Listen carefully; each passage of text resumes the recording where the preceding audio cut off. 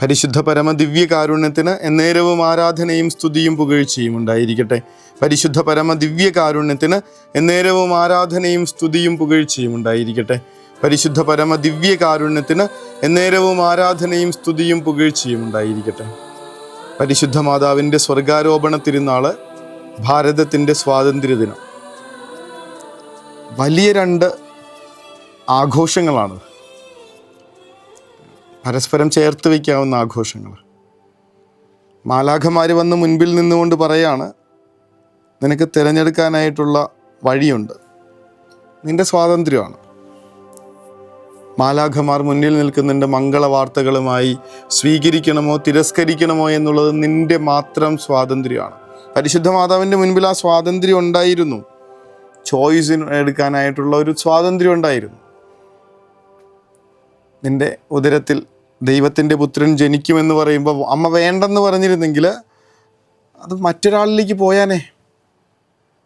പക്ഷെ ഇതാ കർത്താവിൻ്റെ ദാസി എന്ന് പറഞ്ഞ് അമ്മ തൻ്റെ തീരുമാനമെടുക്കാനായിട്ടുള്ള സ്വാതന്ത്ര്യത്തെ ഇങ്ങനെ അടിയറ വയ്ക്കുന്നത് കാണണം, ദൈവത്തിൻ്റെ ഹിതത്തിന്.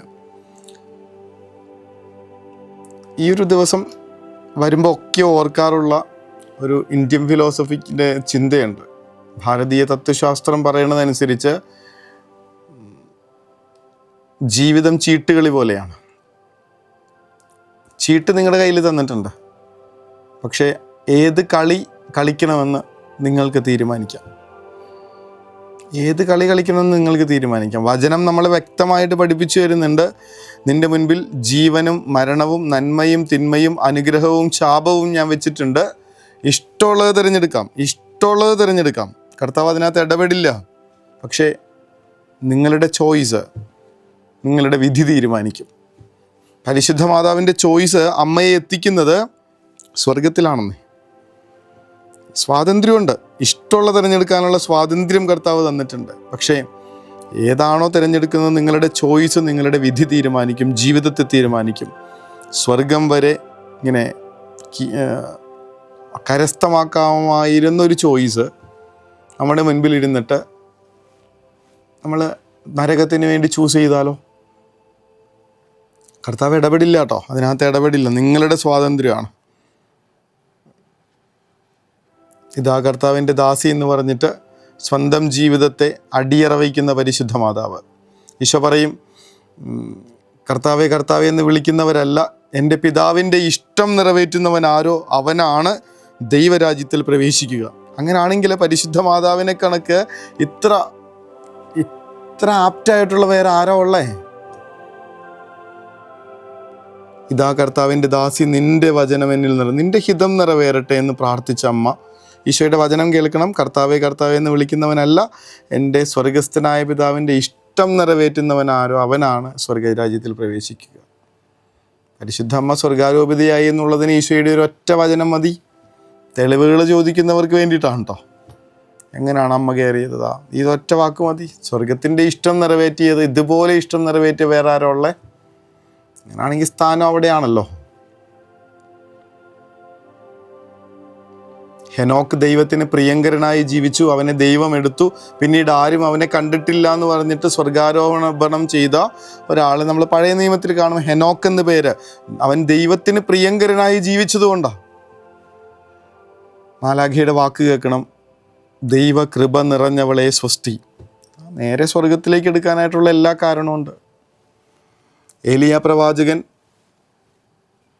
കത്തിക്കാളുന്ന അഗ്നിയുടെ രഥത്തിൽ യാഗാശ്വത്തിൽ ഇങ്ങനെ സ്വർഗത്തിലേക്ക് കരയറ്റപ്പെടുന്ന കാഴ്ചയുണ്ട്, മരിക്കാതെ.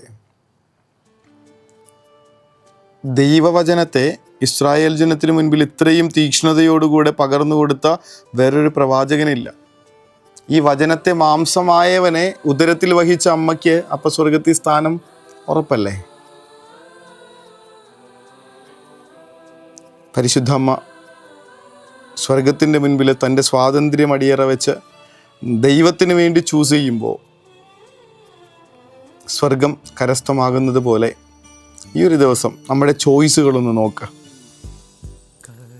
ജീവിതം കർത്താവ് കയ്യിൽ തന്നിട്ടുണ്ട്, മാറ്റാനായിട്ടൊരു വഴിയില്ല. പക്ഷേ ഏത് കളി തീരുമാനിക്കണം, ഏത് കൈ കളിക്കണമെന്ന് നമുക്ക് തീരുമാനിക്കാം. കർത്താവ് പറയും, നിൻ്റെ മുൻപിൽ നന്മയും തിന്മയുണ്ട്, ജീവനും മരണമുണ്ട്, അനുഗ്രഹവും ശാപമുണ്ട്. നിങ്ങൾ തിരഞ്ഞെടുക്കുന്നത് എന്താണോ അത് നിങ്ങളുടെ വിധി നിശ്ചയിക്കും.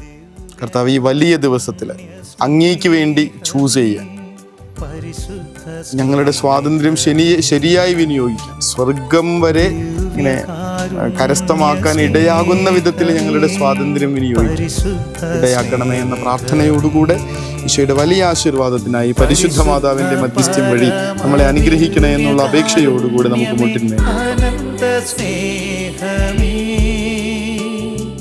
പരിശുദ്ധ പരമദിവ്യകാരുണ്യമേ, അനന്ത സ്നേഹമേ.